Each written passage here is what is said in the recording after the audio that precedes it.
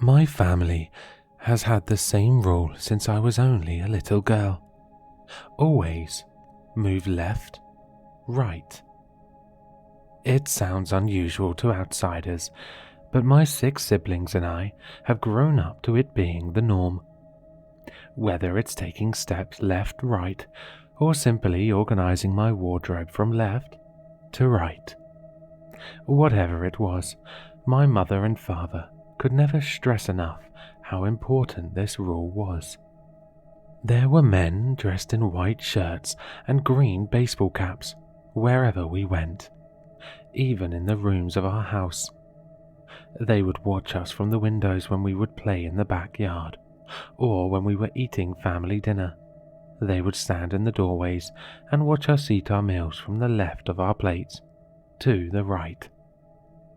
These men never fazed me growing up with their plastic and shining faces. Where their mouth should be, it was smooth plastic. Their face, nothing but a pair of eyes that impossibly never blinked.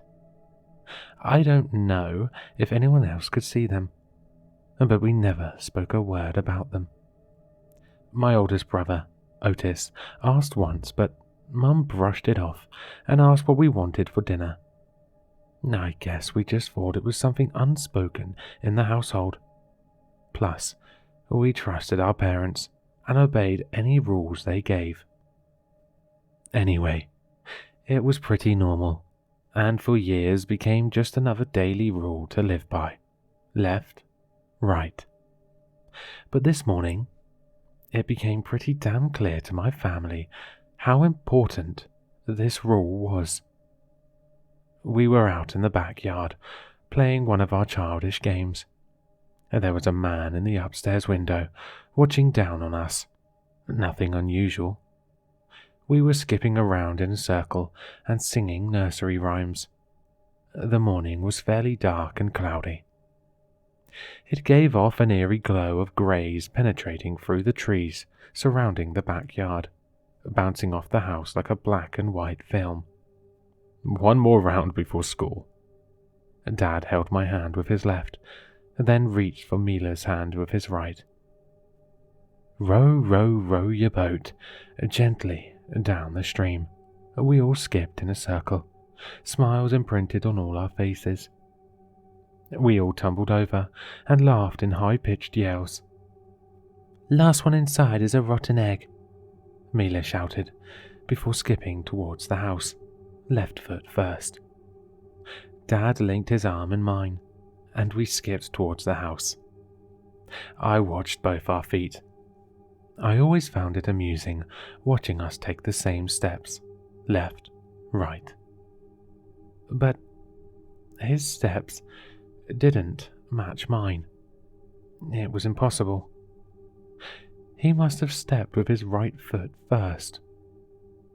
Was he tricking me? I found it quite amusing, a stitch forming in my abdomen from laughing. Jen, what's so funny? I had to take a deep breath from all the laughter. Dad, you stepped right first, you silly goose. I'm telling Mum, you're in trouble. I fell into another fit of laughter, and my siblings joined in. We all found it quite amusing, especially because of how strict my parents were on this rule. But Dad wasn't laughing. An expression of pure horror was tattooed onto his face, like he has just found out the worst news ever.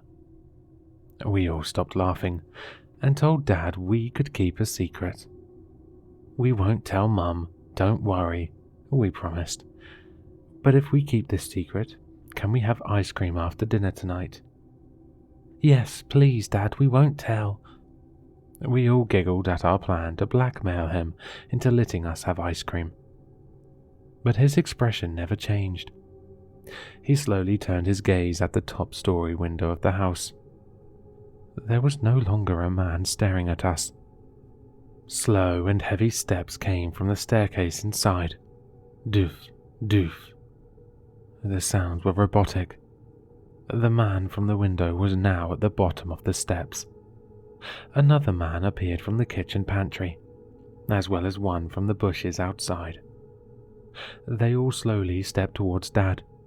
Left, right. Dad, what's happening?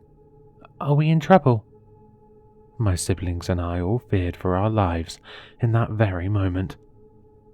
Then, the plastic, mouthless men from the kitchen grabbed Dad's wrist with all their force. Dad shouted for us all to run to our rooms. "Don't come out until I tell you to."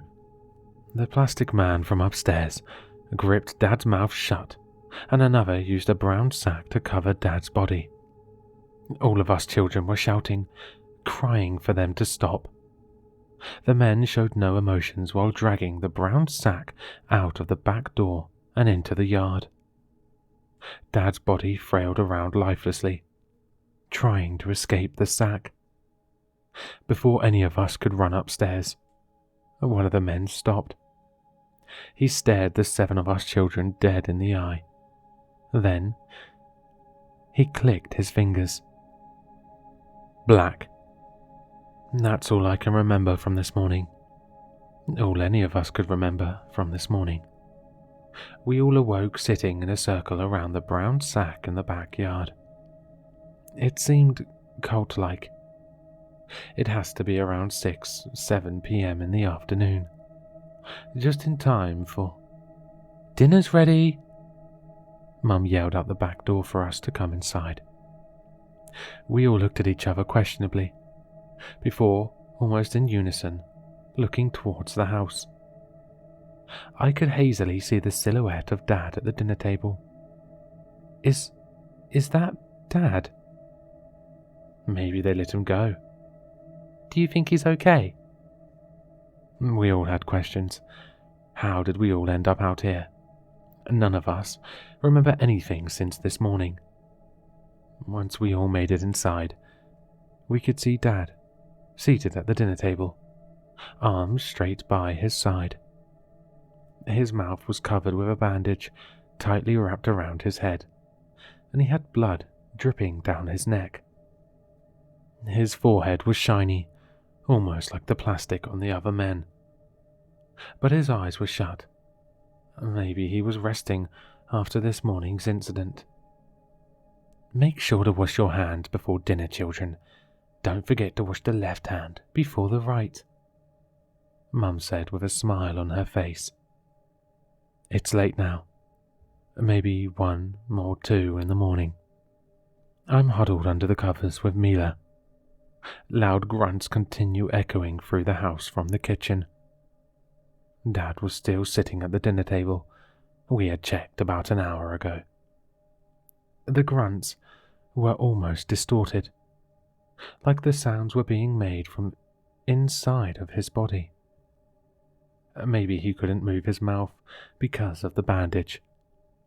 I wanted to take the bandage off to hear what Dad had to say. But a part of me knew it wasn't just the bandage stopping him from speaking. I could hear all my siblings in the room silently whispering. None of us were going to sleep tonight, especially not with the man standing in the doorway, keeping a closer eye on us than normal. Hello listeners, if you enjoyed this story, please check out the author in the description. For more content, leave a like, comment, and subscribe for more sinister readings.